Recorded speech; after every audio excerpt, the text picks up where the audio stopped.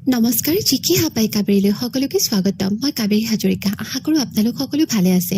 আজিৰ এই ভিডিঅ'টোত মই বুকছ এণ্ড অথৰ্ছ সম্পৰ্কে কিছুমান অতি দৰকাৰী প্ৰশ্ন আলোচনা কৰিম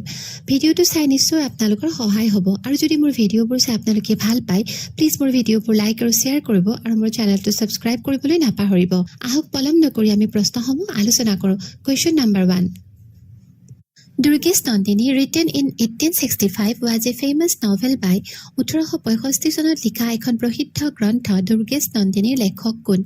অপশ্যনবোৰ হৈছে option A Rabindranath Tagore option B Jyotiba Phule option C Bankim Chandra Chatterjee option D Bharatendu Harishchandra আৰু শুদ্ধ উত্তৰটো হৈছে option C Bankim Chandra Chatterjee Bankim Chandra Chatterjee was an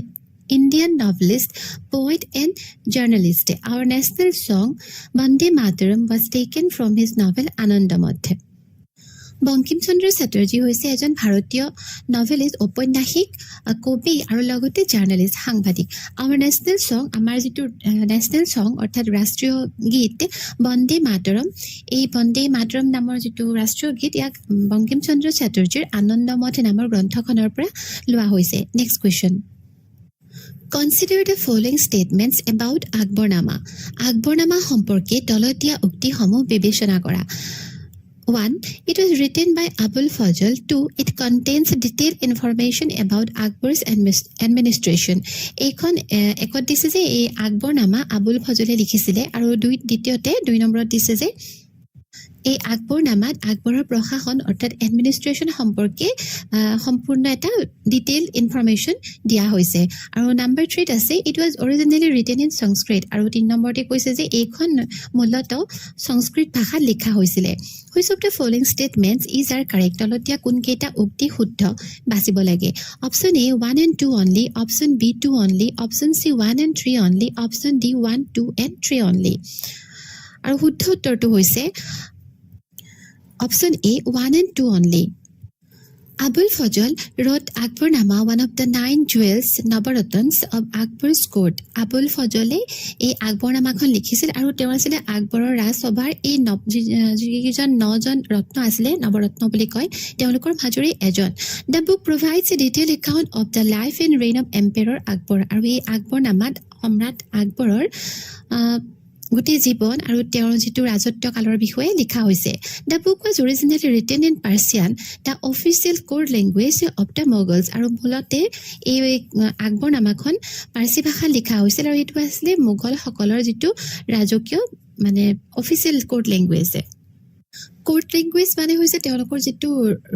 মানে সাম্ৰাজ্যৰ ভাষা যিটো ভাষাতে তেওঁলোকৰ সকলো লিখা মেলাবোৰ চলিছিলে next question Alice in Wonderland, the famous TV serial, is based on the book Alice's Adventure in Wonderland was written by দূৰদৰ্শনৰ এখন বিখ্যাত ধাৰাবাহিক Alice in Wonderland এখন এই গ্ৰন্থখন এখন বিখ্যাত গ্ৰন্থ Alice's Adventure in Wonderland নামৰ সেই গ্ৰন্থখনৰ ভিত্তিত নিৰ্মাণ কৰা হৈছে এই গ্ৰন্থখনৰ লেখক কোন অপশ্যনবোৰ হৈছে option A Thomas Hardy option B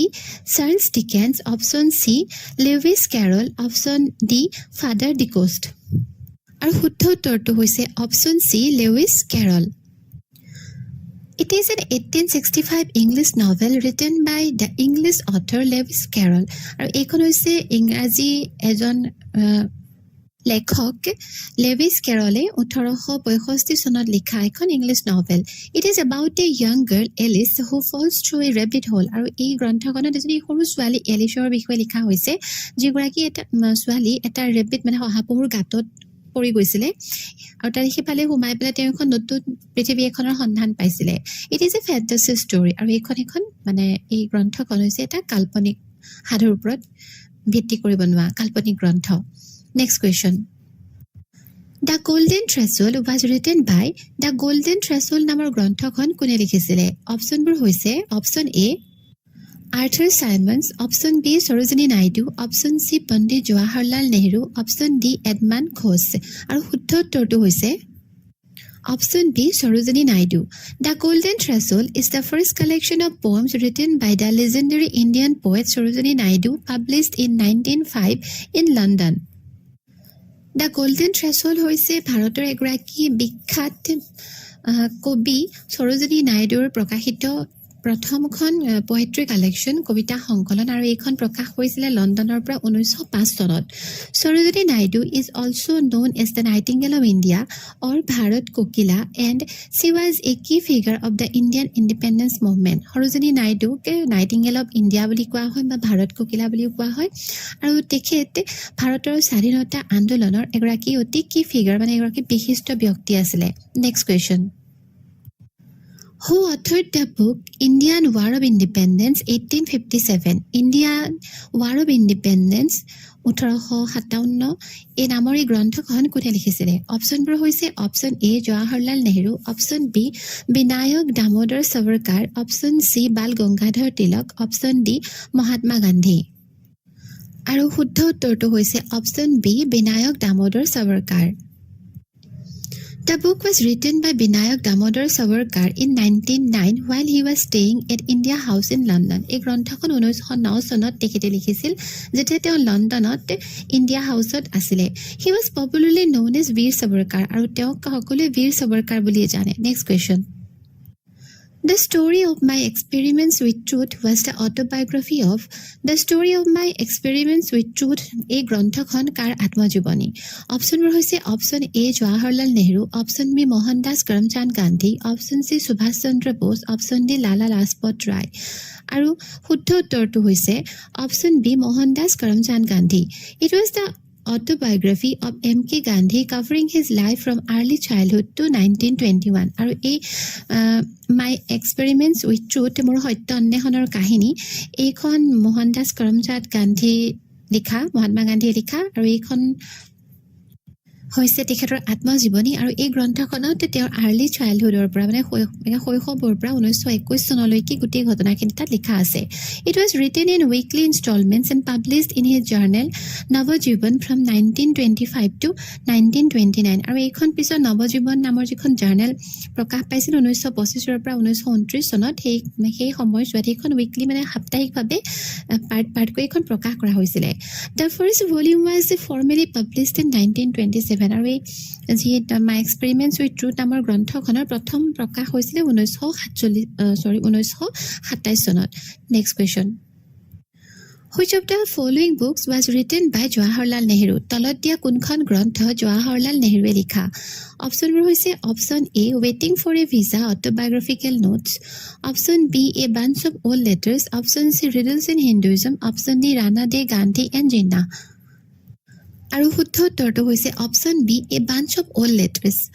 A bunch of old letters was written by Jawaharlal Nehru. এইখন গ্ৰন্থ জৱাহৰলাল নেহৰুৱে লিখা Waiting for a Visa, Autobiographical Notes, Riddles in Hinduism, Rana Day, Gandhi and Jinnah were written by B.R. Ambedkar. আৰু এই তলৰ যিখন কিতাপৰ নাম দিছে Riddles in Hinduism, Rana Day, Gandhi and Jinnah আৰু লগতে Waiting for a Visa, Autobiographical Notes এইখন B.R. Ambedkare লিখা Next question. The Glimpses of the World History was written by The Glimpses of the World History নামৰ গ্ৰন্থখন কোনে লিখিছিল অপচনবোৰ হৈছে option A Sarojini Naidu option B Jawaharlal Nehru option C Bal Gangadhar Tilak option D Mahatma Gandhi আৰু শুদ্ধ উত্তৰটো হৈছে option B Jawaharlal Nehru It was written by Jawaharlal Nehru, the first Prime Minister of India serving from 1947 to 1964 আৰু এইখন The Glimpses of the World History গ্ৰন্থখন পণ্ডিত জৱাহৰলাল নেহৰুৱে লিখা আৰু তেখেত আছিল ভাৰতৰ প্ৰথমজন প্ৰাইম মিনিষ্টাৰ প্ৰধানমন্ত্ৰী আৰু তেওঁ 1947 চনৰ পৰা 1964 চনলৈকে ভাৰতৰ প্ৰধানমন্ত্ৰী হৈ আছিলে His famous literary works include Discovery of India, The Glimpses of the World History আৰু তেওঁৰ বিখ্যাত যিখিনি কৰ্মৰাজি আছিল তাৰ ভিতৰতে The Glimpses of the World History আৰু লগতে Discovery of India Next question The famous book Anandamath was authored by প্ৰসিদ্ধ গ্ৰন্থ আনন্দমঠখন কোনে লিখিছিল এই আনন্দমঠৰ ওপৰত আগতে এটা কোৱেশ্চন দিয়া হৈছে ইয়াত অলপমান ডিটেইলছকে দিয়া আছে অপচনবোৰ হৈছে option A Sarojini Naidu option B Aurobindo Ghosh option C Bankim Chandra Chattopadhyay option D Rabindranath Tagore আৰু শুদ্ধ উত্তৰটো হৈছে option C Bankim Chandra Chattopadhyay Anandamath is a famous Bengali novel written by Bankim Chandra Chattopadhyay in 1882 Anandamath হৈছে বংকিম চন্দ্ৰ চট্টোপাধ্যায়ে লিখা এখন প্ৰসিদ্ধ বেংগলী উপন্যাস প্ৰকাশ কৰা হৈছিলে 1882 চনত The novel is based on the events of the Sannyasin rebellion took place in the late 18th century in eastern India, especially in Bengal. আৰু এই গ্ৰন্থখনৰ পটভূমি হৈছে এই সন্ন্যাসী বিদ্ৰোহ আৰু সেই সন্ন্যাসী বিদ্ৰোহ হৈছিলে বিশেষকৈ ইষ্টাৰ্ণ ইণ্ডিয়া পূব ভাৰতত বিশেষকৈ বেংগলতে নেক্সট কুৱেশ্যন গীতা ৰহস্য was written by গীতা ৰহস্য গ্ৰন্থখন কোনে লিখিছিলে অপশ্যনবোৰ হৈছে option A Sarojini Naidu option B Jawaharlal Nehru option C Bal Gangadhar Tilak option D Mahatma Gandhi আৰু শুদ্ধ উত্তৰটো হৈছে Option C, Bal Gangadhar Tilak. Bal Gangadhar Tilak, also known as Lok Nayak, was a prominent leader of the Indian independence movement. Bal Gangadhar Tilak তেখেতক লোক নায়ক বুলি লোকনায়ক বুলিও জনা যায় আৰু তেওঁ হৈছে ভাৰতৰ স্বাধীনতা সংগ্ৰামৰ এজন অতি গুৰুত্বপূৰ্ণ নেতা He wrote গীতা ৰহস্য during his imprisonment আৰু তেওঁ যেতিয়া জেলত আছিলে সেই সময়ছোৱাতে তেওঁ গীতা ৰহস্য নামৰ গ্ৰন্থখন লিখিছিলে বন্ধুসকল আজিৰ ভিডিঅ'টোত ইমানে আশা কৰো ভিডিঅ'টো চাই আপোনালোকে ভাল পালে আৰু যদি মোৰ ভিডিঅ'বোৰ চাই আপোনালোকে ভাল পায় প্লিজ মোৰ ভিডিঅ'বোৰ লাইক আৰু শ্বেয়াৰ কৰিব আৰু মোৰ চেনেলটো সাবস্ক্ৰাইব কৰিবলৈ নাপাহৰিব ধন্যবাদ